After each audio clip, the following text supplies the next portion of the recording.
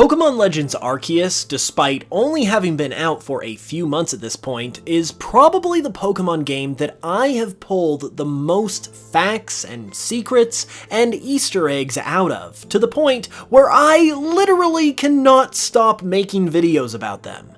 I've already made 4 so far, and I thought that the last one would be my last, but you guys really showed a lot of love to that video, and I appreciate it, so I wanted to see what other facts and secrets I might still be able to find since you guys have been enjoying these videos so much. And while I don't have the usual 10 to share in this video, I do have 5 that I think are really good, really interesting, and I haven't really seen them mentioned too much. So without further ado, let's go ahead and get into them.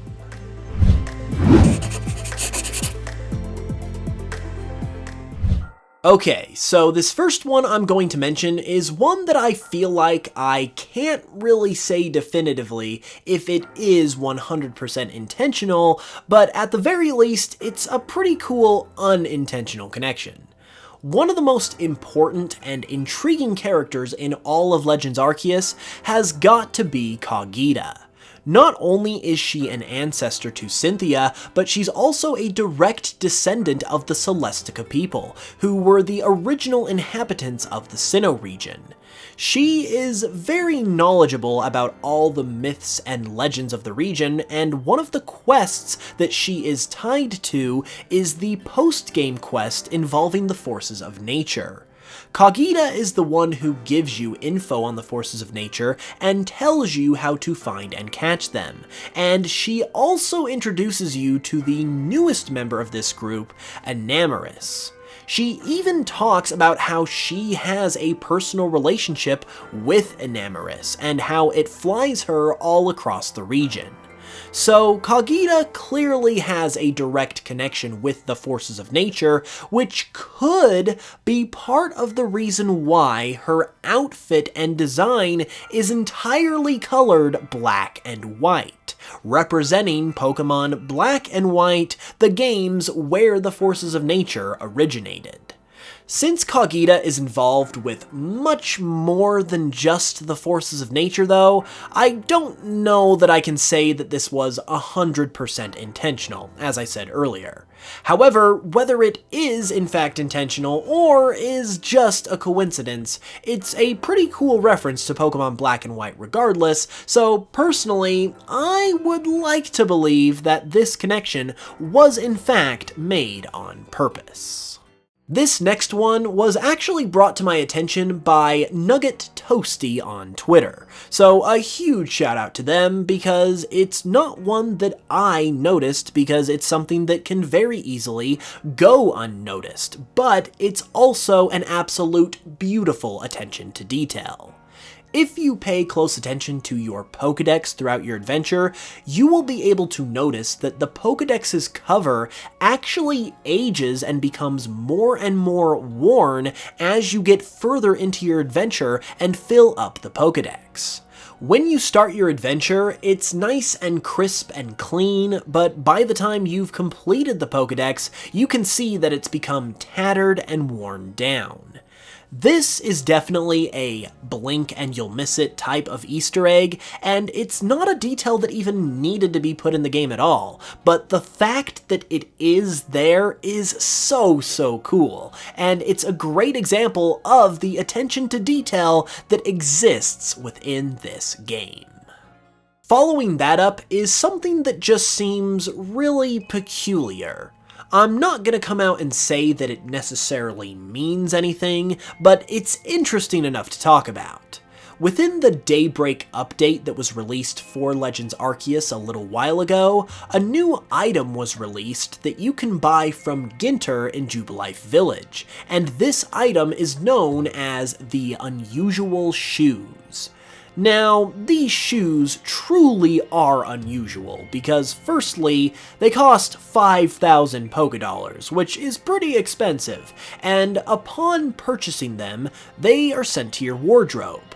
Upon accessing your wardrobe to locate them, however, you'll notice that their name has been changed to Slippers, and also that they're literally just slippers, making them not so unusual after all. The inclusion of these slippers, however, is very unusual, and when you start to dissect them, it gets even weirder. Given that while they were in Ginter's possession, they were known as unusual shoes, but when they're in your possession, they're known as slippers, it's implied that these slippers are actually from the future, because you, as someone from the future, have been able to properly identify them upon purchasing them from someone who is from the past who doesn't know any better. This also makes sense considering Ginter will sell you other items that also come from the future, like the appliances that change Rotom's forms. However, why did Game Freak go out of their way to include a pair of slippers from the future in a content update for this game? With weird things like this, my brain immediately goes to Gen 9, and whether this could tie into Scarlet and Violet somehow. But there is literally no evidence for this, so ultimately it's just a nice idea.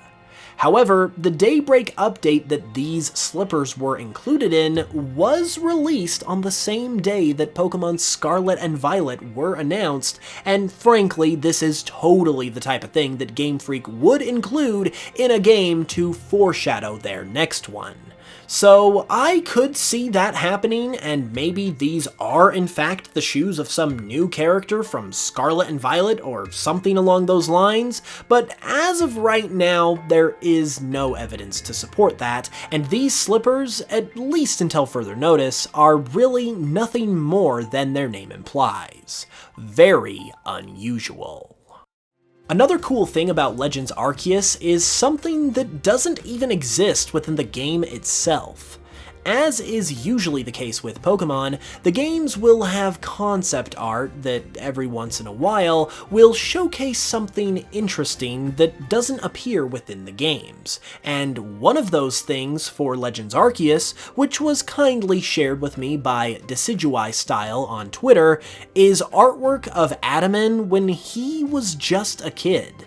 We get to see young Adaman in a couple different places within the concept art, once with Adaman's own concept art sheet, and again pictured with Mai, who doesn't really appear much different here despite Adaman's drastic change in age, indicating that she is probably quite a bit older than him. We don't ever get to see this younger version of Adaman in the game at all, so this is a really neat additional look at him and his background as a character. Additionally, another interesting thing I noticed amongst all this concept art was on a page depicting the new, more primitive type of Pokeball that was introduced in this game. Part of the concept art depicts Ray messing with one of these Pokeballs, and his design here is ever so slightly different from his official design, with his hat being a slightly different shape. Whether this is indicative of a possible earlier design of Ray, or is just basic concept art, can't really be said, but it is something that at the very least stood out to me that I thought was worth mentioning. And last but not least is something that's very cool because it reveals the true lineage of one of the game's main characters, and therefore their descendants as well, and it is not what you probably expected at all. Apparently, I've just been getting tagged in a lot of cool stuff on Twitter lately, because Decidueye Style on Twitter also pointed me in the direction of this one, but as PLDH.net originally shared on Twitter, battling with Zisu at the training grounds in the Path of Tenacity challenge mode that comes from the Daybreak update, and defeating her will result in some dialogue that reveals that Silene, captain of the Survey Corps and ancestor to Cyrus, is actually from Hoenn. We know that basically all of the residents of Jubilife Village are from other places, so it's not exactly a shock to hear that Silene is from another region, but knowing that her, and by extension Cyrus, originally come from the Hoenn region in particular, is pretty mind-blowing. It really makes you wonder where all of the other members of the Galaxy team, as well as the residents of Jubilife Village, could be from as well, and by extension, where the lineage of their descendants truly comes from. And it's one of those kinds of things that actually does change a lot of what we know about the Pokemon world and its people. So, those were 5 more really cool secrets and Easter eggs from Pokemon Legends Arceus. Big shout out to everyone who tagged me in some of this stuff on Twitter, and a big shout out to all of you who are watching this video. If you enjoyed it, leave a like, because it does help out, and let me know your thoughts in the comments below, and be sure to subscribe as well if you're new for more Pokemon content. If you'd like to further support the channel as well, you can do so by checking out my Pokemon remixes on Spotify and other streaming services. Just listening supports the channel immensely and is greatly appreciated. With that said though, I will be back with another video very soon, and until then, as always, thank you all so much for watching this one. I love you all very much, and I will smell you guys later.